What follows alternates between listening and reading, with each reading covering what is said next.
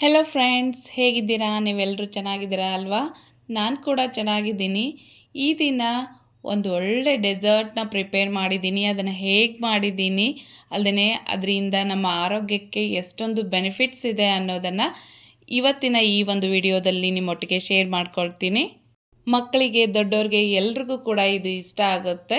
ಇದ್ರ taste next level ಇದೆ. ಪಕ್ಕ ಹೇಳ್ತೀನಿ, ಒಂದ್ಸಲ ಟ್ರೈ ಮಾಡ್ಕೊಂಡು ತಿನ್ನಿ. ಪದೇ ಪದೇ ಇದೇ ಬೇಕು ಅಂತ ಮಾಡ್ಕೊಂಡು ತಿಂತೀರಾ. ಹಾಗಾದರೆ ಚಾಕ್ಲೇಟ್ ಮೂಸ್ ಮಾಡೋದು ಹೇಗೆ ಅಂತ ನೋಡೋಣವಾ? ಇದನ್ನು ಮಾಡೋದು ತುಂಬಾ ಸುಲಭ. ಇದನ್ನು ಮಾಡೋದಕ್ಕೆ 5 ಐಟಮ್ ಸಾಕು. ನಾನಿಲ್ಲಿ ಮನೇಲಿನೇ ಪನ್ನೀರ್ನ ರೆಡಿ ಮಾಡಿಕೊಂಡು ಒಂದು ಬೌಲಲ್ಲಿ ತೊಗೊಂಡಿದ್ದೀನಿ. ಹಾಗೆಯೇ ಜೇನುತುಪ್ಪ, ಕೋಕೋ ಪೌಡರು, ಮಿಲ್ಕ್ ಮತ್ತು ಡಾರ್ಕ್ ಚಾಕ್ಲೇಟು 1 ಬೌಲ್ ಆಗುವಷ್ಟು ತೊಗೊಂಡಿದ್ದೀನಿ.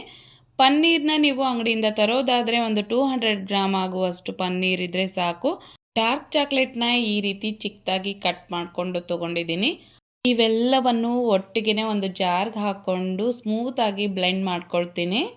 ಮಕ್ಕಳೇನಾದರೂ ಪದೇ ಪದೇ ಐಸ್ ಕ್ರೀಮ್ ಬೇಕು, ಚಾಕ್ಲೇಟ್ ಬೇಕು ಅಂತ ಕೇಳ್ತಾ ಇದ್ದರೆ ಅದರಲ್ಲಿ ಶುಗರ್ ಇರುತ್ತೆ, ಹೇಗಪ್ಪ ತೆಗೆದುಕೊಡೋದು ಅಂತ ಹೇಳಿ ನೀವೇನಾದರೂ ಯೋಚನೆ ಮಾಡ್ತಾ ಇದ್ದರೆ ಯೋಚನೆ ಮಾಡಬೇಡಿ.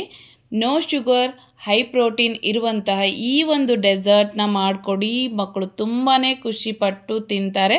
ಅಲ್ಲದೆ ನಿಮಗೂ ಕೂಡ ಒಂದು ಸ್ಯಾಟಿಸ್ಫ್ಯಾಕ್ಷನ್ ಇರುತ್ತೆ. ಅದರಲ್ಲಿ ಶುಗರ್ ಇಲ್ಲ, ಆರಾಮಾಗಿ ನಾನು ನನ್ನ ಮಕ್ಕಳಿಗೆ ಕೊಡ್ಬೋದು, ನಮ್ಮ ಮನೇಲಿರೋರೆಲ್ರಿಗೂ ಕೊಡ್ಬೋದು ಅಂತ ನಿಮಗೂ ಕೂಡ ಒಂದು ಕಾನ್ಫಿಡೆನ್ಸ್ ಇರುತ್ತೆ.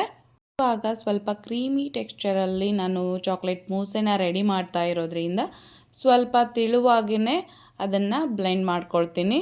ಡಾರ್ಕ್ ಚಾಕ್ಲೇಟ್ ಎಷ್ಟು ಒಳ್ಳೆಯದು ಅಂತ ಹೇಳಿದರೆ ರಕ್ತದೊತ್ತಡವನ್ನು ನಿಯಂತ್ರಿಸಿ ರಕ್ತ ಪರಿಚಲನೆಯನ್ನು ಸುಧಾರಿಸೋಕೆ ಇದು ಹೆಲ್ಪ್ ಮಾಡುತ್ತೆ. ಅಲ್ಲದೆ ಹೃದಯದ ಆರೋಗ್ಯಕ್ಕೆ ಇದು ತುಂಬಾ ಒಳ್ಳೆಯದು. ಮಾನಸಿಕ ಒತ್ತಡವನ್ನು ಕಡಿಮೆ ಮಾಡಿ ಹಾರ್ಮೋನುಗಳನ್ನು ಸಮತೋಲನದಲ್ಲಿಡೋದಕ್ಕೂ ಕೂಡ ಇದು ಹೆಲ್ಪ್ ಮಾಡುತ್ತೆ. ಅಲ್ಲದೆ ಇದರಲ್ಲಿ ಕಬ್ಬಿಣ, ಮೆಗ್ನೀಷಿಯಂ, ತಾಮ್ರ ಮತ್ತು ಮ್ಯಾಗ್ನೀಸ್ನಂತಹ ಪೋಷಕಾಂಶಗಳು ನಮ್ಮ ಒಂದು ಆರೋಗ್ಯವನ್ನು ಸುಧಾರಣೆ ಮಾಡುತ್ತೆ.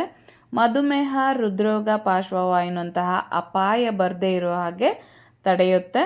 ಮುಖ್ಯವಾಗಿ ಹೇಳೋದಾದರೆ ವೆಯ್ಟ್ ಲಾಸ್ ಕೂಡ ಮಾಡುತ್ತೆ.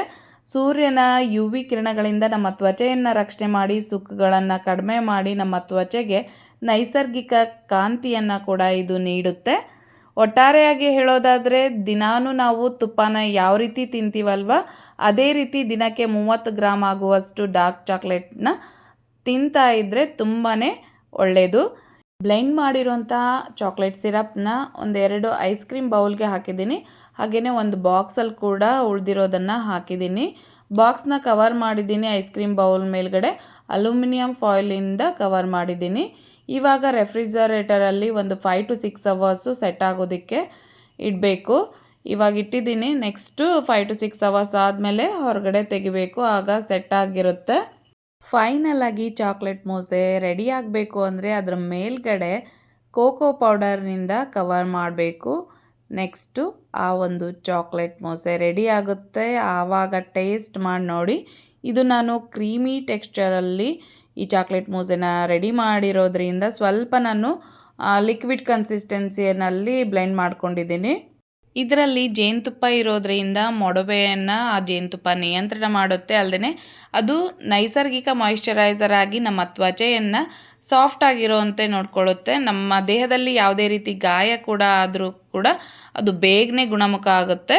ಜೀರ್ಣಕ್ರಿಯೆ ಸರಾಗವಾಗಲು ಅದು ಹೆಲ್ಪ್ ಮಾಡುತ್ತೆ. ಅಲ್ಲದೆ ಜೇನುತುಪ್ಪ ರಕ್ತದೊತ್ತಡವನ್ನು ಕಡಿಮೆ ಮಾಡಿ ಹೃದಯದ ಆರೋಗ್ಯ ಸುಧಾರಣೆ ಆಗೋ ರೀತಿಯಲ್ಲಿ ನೋಡ್ಕೊಳ್ಳುತ್ತೆ. ಟೇಸ್ಟ್ ಅಂತೂ ಅಲ್ಟಿಮೇಟ್ ಆಗಿದೆ, ಸೂಪರ್ ಆಗಿದೆ. ನೀವು ಕೂಡ ಟ್ರೈ ಮಾಡಿ ನೋಡಿ.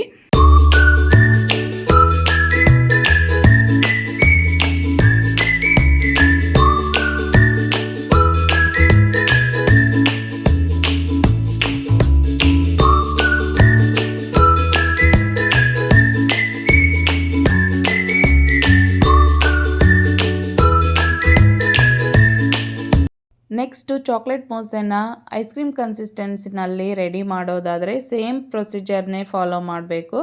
ಇಲ್ಲಿ ಪನ್ನೀರು, ಜೇನುತುಪ್ಪ, cocoa powder, dark chocolate, milk ಎಲ್ಲವನ್ನ ಒಟ್ಟಿಗೆ ಹಾಕ್ಕೊಳ್ಬೇಕು.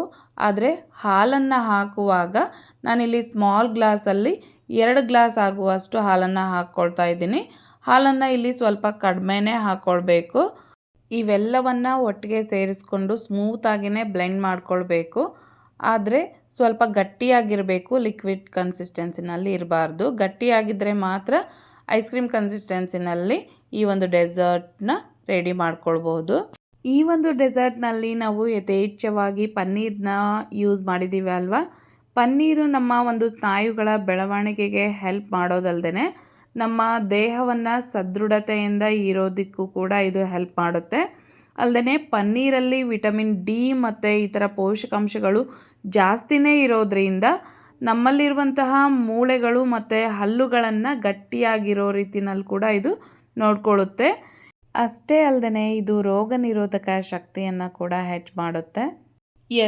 ಇನ್ನು ಕೊನೆಯದಾಗಿ ಹೇಳೋದಾದರೆ ಹಾಲಿನ ಬಗ್ಗೆ ಯಾರಿಗೆ ಗೊತ್ತಿರೋದಿಲ್ಲ ಹೇಳಿ. ಎಲ್ರಿಗೂ ಕೂಡ ಹಾಲಲ್ಲಿ ಎಷ್ಟು ವಿಟಮಿನ್ ಇದೆ ಅನ್ನೋದು ಗೊತ್ತಿದ್ದೇ ಇರುತ್ತೆ. ಹಾಲಲ್ಲಿ ಕ್ಯಾಲ್ಸಿಯಂ ಮತ್ತು ಪ್ರೋಟೀನ್ ಜಾಸ್ತಿನೇ ಇರೋದ್ರಿಂದ ನಮ್ಮ ಒಂದು ಬೋನ್ಸ್ ಗಟ್ಟಿಯಾಗಿರೋದಕ್ಕೆ ಅದು ಹೆಲ್ಪ್ ಮಾಡುತ್ತೆ. ನಮ್ಮ ಸ್ನಾಯುಗಳ ಬೆಳವಣಿಗೆಗೂ ಕೂಡ ಅದು ತುಂಬಾ ಒಳ್ಳೆಯದು. ಹೃದಯದ ಆರೋಗ್ಯಕ್ಕೆ ಹಾಗೆಯೇ ನಮ್ಮ ಒಂದು ತ್ವಚೆಯ ಸೌಂದರ್ಯಕ್ಕೆ ಹಾಲು ತುಂಬಾ ಒಳ್ಳೆಯದು. ಹಾಗಾಗಿ ಪ್ರತಿದಿನ ಒಂದು ಗ್ಲಾಸ್ ಹಾಲನ್ನು ನಾವು ಸೇವನೆ ಮಾಡ್ತಾನೆ ಇರ್ತೀವಿ. ದೇಹಕ್ಕೆ ಶಕ್ತಿಯನ್ನು ನೀಡೋದಲ್ಲದೆ ನಮ್ಮ ಒಂದು ದಿನನಿತ್ಯದ ಕಾರ್ಯಚಟುವಟಿಕೆಗಳಿಗೆ ಚೈತನ್ಯವನ್ನು ಕೂಡ ಇದು ನೀಡುತ್ತೆ. ಸೆಕೆಂಡ್ ಟೈಮ್ ನಾನಿಲ್ಲಿ ಗಟ್ಟಿಯಾಗಿಯೇ ಬ್ಲೆಂಡ್ ಮಾಡ್ಕೊಂಡಿದ್ದೀನಿ, ಅಲ್ಲದೆ ಸ್ಮೂತಾಗಿ ಕೂಡ ಅದನ್ನು ಬ್ಲೆಂಡ್ ಮಾಡ್ಕೊಂಡಿದ್ದೀನಿ. ಅದನ್ನು ಕೂಡ 2 ಬಾಕ್ಸಲ್ಲಿ ಅರ್ಧ ಭಾಗ ಆಗುವಷ್ಟು ನಾನು ಅದನ್ನು ಡಿವೈಡ್ ಮಾಡ್ಕೊಂಡಿದ್ದೀನಿ. ಒಂದು ಬಾಕ್ಸ್ಗೆ ಕ್ಯಾಪ್ ಇದೆ, ಹಾಗಾಗಿ ಆ ಒಂದು ಕ್ಯಾಪ್ನ ಹಾಕ್ತಾಯಿದ್ದೀನಿ. ಮತ್ತೊಂದಕ್ಕೆ ಕ್ಯಾಪ್ ಇಲ್ಲದೆ ಇರೋದ್ರಿಂದ ಈ ರೀತಿ ಅಲ್ಯೂಮಿನಿಯಂ ಫಾಯಿಲ್ನ ಹಾಕಿ ಕವರ್ ಮಾಡ್ಕೊಳ್ಬೇಕು. ಅಥವಾ ಮೇಲ್ಗಡೆ ಯಾವುದಾದ್ರೂ ಒಂದು ನೀವು ಪ್ಲೇಟ್ನ ಕವರ್ ಮಾಡೋದಿದ್ದರೆ ಆ ಪ್ಲೇಟಿಂದ ಕೂಡ ಕವರ್ ಮಾಡಿ ರೆಫ್ರಿಜರೇಟರಲ್ಲೇ 5ರಿಂದ 6 ತಾಸು ಇದನ್ನು ಸೆಟ್ ಆಗೋದಕ್ಕೆ ಇಡಬೇಕು. ಸೇಮ್ ಮೊದಲಿಗೆ ಯಾವ ರೀತಿ ಪ್ರೊಸೆಸ್ನ ಫಾಲೋ ಮಾಡ್ತಾ ಇದ್ವಿ ಅಲ್ವಾ, ಅದೇ ರೀತಿಯೇ ಇಲ್ಲೂ ಕೂಡ ಫಾಲೋ ಮಾಡಬೇಕು. ಇವಾಗ ರೆಫ್ರಿಜರೇಟರಲ್ಲಿ ಒಂದು 5 to 6 ಅವರ್ಸ್ ಅದನ್ನು ಸೆಟ್ ಆಗೋದಕ್ಕೆ ಇಡಬೇಕು. ನೆಕ್ಸ್ಟು ಅದು 5 to 6 ಅವರ್ಸ್ ಆದಮೇಲೆ ನೀಟಾಗಿ ಸೆಟ್ ಆಗಿರುತ್ತೆ. ಅದನ್ನು ವಾಪಸ್ ಹೊರಗಡೆ ತೆಗೆದು ಅದ್ರ ಮೇಲ್ಗಡೆ ಆ ಕೋಕೋ ಪೌಡರ್ನ ಒಂದು ಲೇಯರ್ ಥರ ತೆಳುವಾಗಿ ಹಾಕ್ಕೊಳ್ಬೇಕು. ಜಾಸ್ತಿ ದಪ್ಪ ಹಾಕ್ಕೊಳ್ಬೇಡಿ. ಜಾಸ್ತಿ ಕೋಕೋ ಪೌಡರ್ ಹಾಕೋದ್ರಿಂದ ತಿನ್ನುವಾಗ ಸ್ವಲ್ಪ ಕಹಿ ಅಂತ ಅನಿಸುತ್ತೆ. ಹಾಗಾಗಿ ಸ್ವಲ್ಪ ಲೈಟಾಗಿ ತೆಳುವಾಗಿಯೇ ಆ ಒಂದು ಕೋಕೋ ಪೌಡರ್ನ ಮೇಲ್ಗಡೆ ಹಾಕ್ಕೊಳ್ಳಿ. ಇದು ತುಂಬ ಚೆನ್ನಾಗಿ ಸೆಟ್ ಆಗಿದೆ. ಇವಾಗ ಯಾವುದೇ ರೀತಿ ಐಸ್ ಕ್ರೀಮ್ ಕೊಟ್ಟರೂ ಕೂಡ ಐಸ್ ಕ್ರೀಮ್ ಬೇಡ ಅಂತ ಹೇಳಿ ಅದನ್ನು ಅವಾಯ್ಡ್ ಮಾಡಿ ಈ ಒಂದು ಡೆಸರ್ಟ್ನ ಚೂಸ್ ಮಾಡ್ಕೊಳ್ಬೇಕಾಗುತ್ತೆ. ಅಷ್ಟು ಸೂಪರ್ ಆಗಿರುತ್ತೆ ಟೇಸ್ಟ್ ಮಾತ್ರ. ಇವತ್ತಿನ ಈ ಒಂದು ವಿಡಿಯೋ ನಿಮ್ಮೆಲ್ರಿಗೂ ಕೂಡ ಇಷ್ಟ ಆಯಿತು ಅಂತ ಅಂದ್ಕೊಳ್ತೀನಿ. ಇಷ್ಟ ಆಗಿದ್ದರೆ ಒಂದು ಲೈಕ್ ಮಾಡಿ, ಹಾಗೆಯೇ ನಿಮ್ಮ ಫ್ರೆಂಡ್ಸ್ ಆ್ಯಂಡ್ ಫ್ಯಾಮಿಲಿಗೂ ಕೂಡ ಈ ಒಂದು ವಿಡಿಯೋನ ಶೇರ್ ಮಾಡಿ ನನ್ನನ್ನು ಸಪೋರ್ಟ್ ಮಾಡಿ. ಹೊಸತನದ ವಿಡಿಯೋ, ಹೊಸ ಉಲ್ಲಾಸ ಉತ್ಸಾಹದೊಟ್ಟಿಗೆ ಮತ್ತೆ ಸಿಗೋಣ. ನಿಂತೆ ಬಿಡಿ, ಸ್ಮೈಲ್ ಮಾಡಿ. ಟೇಕ್ ಕೇರ್, ಬಾಯ್.